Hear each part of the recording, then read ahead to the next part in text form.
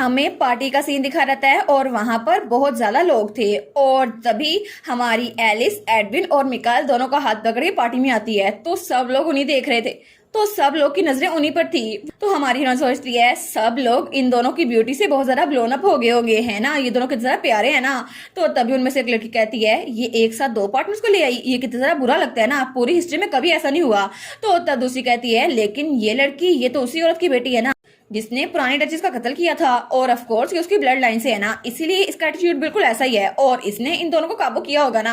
और वो तो कुछ ऐसा इमेजिन कर लेती हैं कि एलिस ने एडविन और मिकाएल को अपने काबू में रखा हुआ है। और वो लोग तो बहुत ज्यादा शौक हो गए थे कि ये लड़की ज्यादा चालाक है। लेकिन तभी मिकाएल और एडविन मुड़कर उनको देखते हैं और मिकाएल तो बड़ा घूर कर देखता है। वो कहता है आखिर तुम लोग बोल क्या रहे हो। तो तब एडविन बड़ा घूर कर उनको देखता है, वो अपनी आंखों से कहता है इन सबको मैं मार देता हूँ।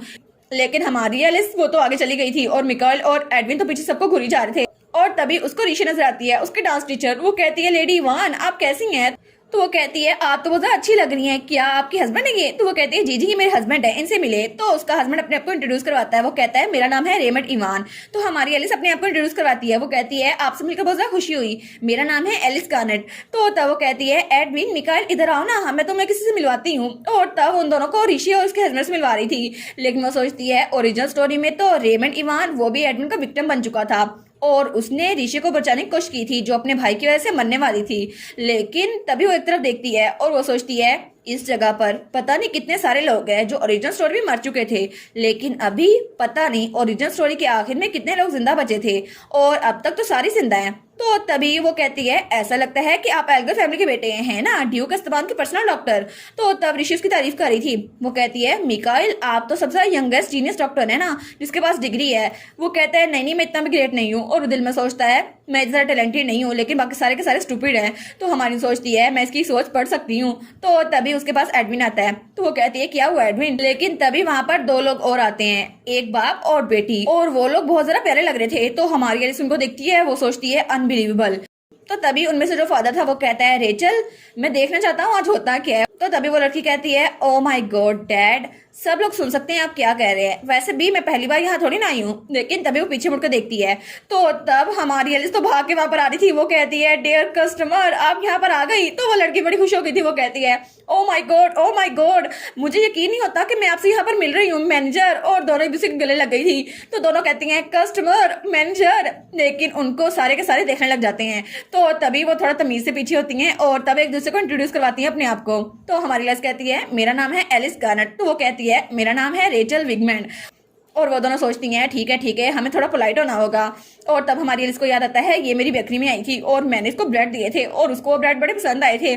तो वो कहती है मैं इमेजिन नहीं कर सकती कि वो बेकरी एक ड्यूक की बेटी चला रही थी। वो कहती है नहीं नहीं आप फिक्र ना करे, वैसे भी मैं कौन सा उनकी बेटी हूँ, लेकिन प्लीज वो बेकरी पे जरूर आइएगा।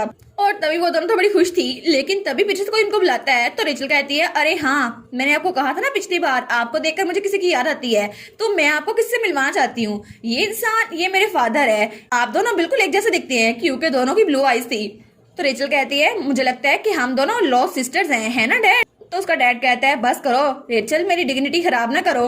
तो तभी वो लोग आपस में बातें किए जा रहे थे। तो हमारी एलिस अपने आप को इंट्रोड्यूस करवाती है, लेकिन वो तीनों तो बड़े खुश थे और सच में एक फैमिली लग रहे थे। और दूर से एडविन उनको घूर के देख रहा था, वो तो बहुत ज्यादा जेलस हो रहा था कि एलिस मुझे छोड़कर बाकी के साथ क्यों बात कर रही है। तभी एडविन उनकी तरफ बढ़ने लगता है और वो उससे पूछने लगता है क्या हम लोग इकट्ठे डांस कर सकते हैं। लेकिन उससे पहले ही रेचल और एलिस दोनों इकट्ठे डांस के लिए जा चुके थे। वो कहती है हाँ मैं डांस करके बड़ा मजा आएगा। तो पीछे से मिकाएल कहता है एलिस ये कुछ ज्यादा अजीब नहीं है, लोग तुम लोग के बारे में बातें बनाएंगे कि सेम जेंडर वाले डांस कैसे कर सकते हैं। तो रेचल कहती है चाहे ये एटिकेट हो या मैनर ना हो, लेकिन मेरे पास पावर है और मैं इस पोजीशन पे हूँ कि एलिस के साथ डांस कर सकूं।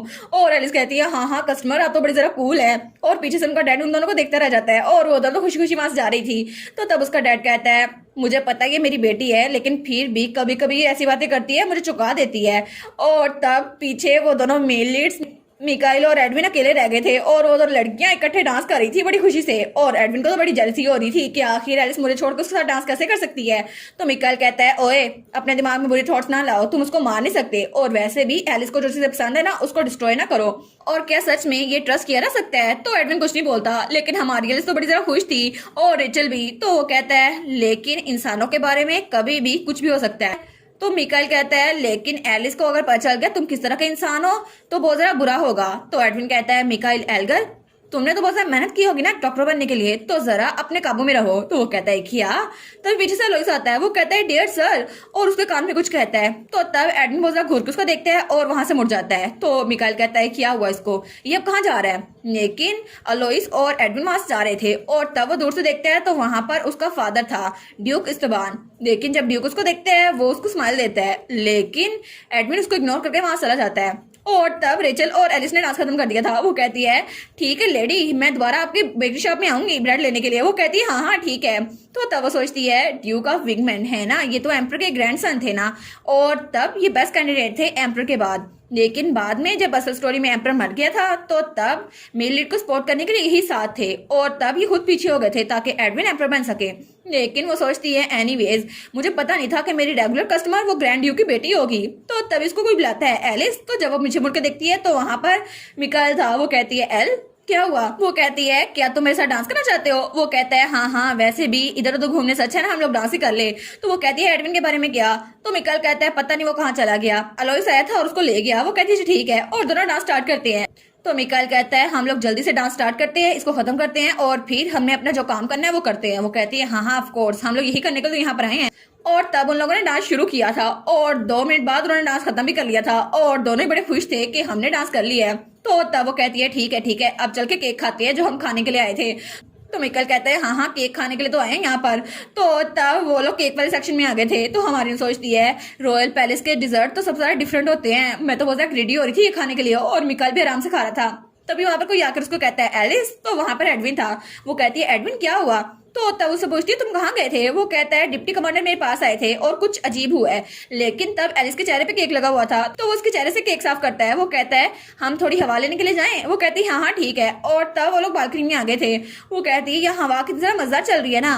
तो तब हमारा एडमिन कहता है एलिस तुम फ्यूचर में क्या करने वाली हो? वो कहती है क्या आखिर अचानक क्यों पूछ रहे हो? तो तब वो कहती है मैं तो बहुत ज्यादा डिलीशियस चीजें खाने वाली हूँ और मुझे बहुत ज्यादा पैसे कमाने हैं। तो वो कहता है अच्छा उसके अलावा? तो वो कहती है मैं चाहती हूँ तुम और मिकाइल हमेशा खुश रहो और तुम लोग इवान को ढूंढ लो, मैं बस यही चाहती हूँ। तो तब उसे कहता है क्या तुम्हें ऐसी लाइफ चाहिए जहाँ हर कोई तुम्हें एडमायर करे एलिस? वो कहती है हाँ ये किसको नहीं चाहिए होगी, लेकिन मेरी फैंटेसी लाइफ मुझे तो ये बहुत ज्यादा अजीज है। और वो सोचती है मुझे तो बड़ा अच्छा लगेगा ना जब ड्यूक इस्तबान मेरे सामने झुका होगा और मैं विलन बन के उससे कहूंगी ओह हो अब मुझसे माफी मांगो ना, मेरे साथ कितनी ज्यादा बदतमीजी करते थे तुम। और वो कहेगा मुझे माफ कीजिएगा, मैं तो बहुत ज्यादा यूजलेस हूँ, प्लीज डियर एलिस मुझे माफ कर दे। लेकिन वो उससे कुछ नहीं कहती। वो कहती नहीं नहीं सब ठीक है। तो वो कहते हैं हाँ मैं समझ गया। वो कहती है क्या तुम समझ गए? तभी अंदर से आवाज आती है हिज मेजेस्टी आ चुकी है। वो कहती है क्या हिज मेजेस्टी आ गए हैं? फिर तो हमें अंदर जाना चाहिए ना। और तब वो लोग अंदर आ गए थे और वहां पर एम्पर खड़ा था। वो कहते हैं आज का दिन बहुत ज्यादा सिग्निफिकेंट है और आज का दिन एम्पेरल हिस्ट्री में रिकॉर्ड किया जाएगा। और तब हमारी एलिस एडविन और मिकाइल इकट्ठे खड़े थे। तो हमारी एलिस सोचती है 10 साल गुजर गए और 10 सालों बाद एम्पर तो कुछ ज्यादा बुरा लग रहा है, लेकिन इसकी वजह से हमने वार जीती है। तो एम्पर कहता है मैं सबको बताना चाहता हूँ मेरी बेटी के बारे में जो कि गुम हो चुकी थी और उसका नाम है एलिस गार्नेट। तो सब लोग एलिस की तरफ देखते हैं तो सब लोग कहते हैं क्या उनकी बेटी? तो तब एम्पर कहता है हाँ बिल्कुल, लेकिन उसका नाम असल में ये नहीं है, उसका नाम है एलिजाबेथ रूट एल्गरव्यान। तो तब मिकाइल कहता है क्या एलिस? तो एलिस कहती है एक मिनट, ये तो मेरा नाम है, इसका मतलब है कि मैं असल में एम्पर की बेटी हूँ, लेकिन कैसे? और इसी के साथ ये वाला पार्ट यहीं पर ख़त्म। तो आप लोग बताइएगा आप लोग को ये पार्ट कैसा लगा, और वीडियो को लाइक और चैनल को सब्सक्राइब लाजमी कीजिएगा। बाकी वीडियोस का लिंक भी स्क्रीन पर नज़र आ रहा होगा तो काइंडली उनको भी चेकआउट कर ले। और thank you so much for watching my videos. Stay safe, bye bye.